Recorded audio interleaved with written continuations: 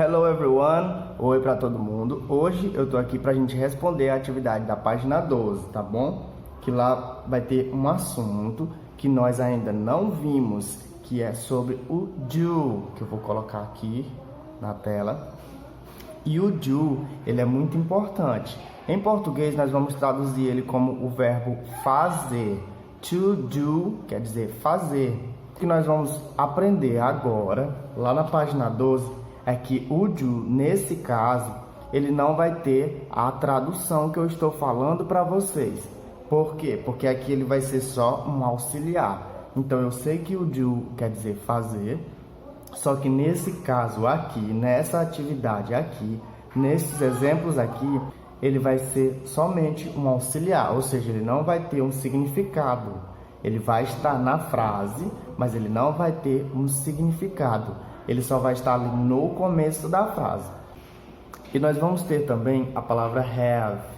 Have é o verbo ter, tá bom? Então, se eu pergunto, do you have pink hair? Você tem cabelo rosa?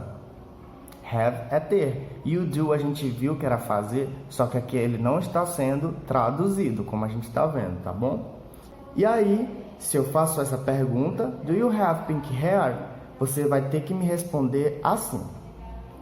Quando a pessoa tem o cabelo rosa, ou seja, quando a resposta é afirmativa, eu tenho cabelo rosa, a gente responde assim: I have pink hair. Eu tenho cabelo rosa.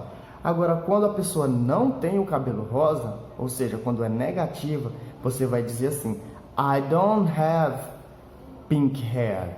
Eu não tenho cabelo rosa. Estou olhando os exemplos que já estão no livro, que é para facilitar também para vocês, né? Para depois vocês olharem e falar: ah, mas o teacher nem falou esse exemplo aqui, ou ele falou foi outra frase. Então a gente vai trabalhar com essas frases que tem aqui mesmo, que aí fica bem mais fácil, tá bom? Então, a gente pode responder na afirmativa, I have pink hair, como eu disse, e a gente pode dizer somente yes, I do. Por exemplo, você tem o cabelo rosa? Do you have pink hair? Aí eu digo, yes, I do. Que quer dizer, sim, eu tenho. Viu? Como a gente já muda o do aí, ele já tem um outro significado. Nós temos um exemplo aí lá na página 12. Lembra daquelas páginas preto e branco lá do final do livro? Que são as nossas atividades. Então, são elas que nós vamos responder. Tem assim, lesson 4. Ou seja, lição 4. Aí nós vamos ter grammar check. Encontraram? Grammar check. É um nomezinho em negrito, ou seja, um nomezinho que está bem mais escuro ali, bem mais destacado. Dentro dele, desse quadradinho que está o nome grammar, que está a expressão grammar check, nós vamos ter dois exemplos. Por exemplo, I have blue eyes. Eyes eram os nossos olhos que nós aprendemos, né? Have é ter. Então, I have, eu tenho. Blue é a cor azul. Todo mundo sabe, né? Então, I have blue eyes quer dizer eu tenho olhos azuis. É uma afirmação. Se alguém me pergunta, do you have blue eyes? Você tem olhos azuis? Eu digo, yes, I have blue eyes. Sim, eu tenho olhos azuis. Você tem cabelo marrom? Hair é cabelo, tá? Brown é marrom.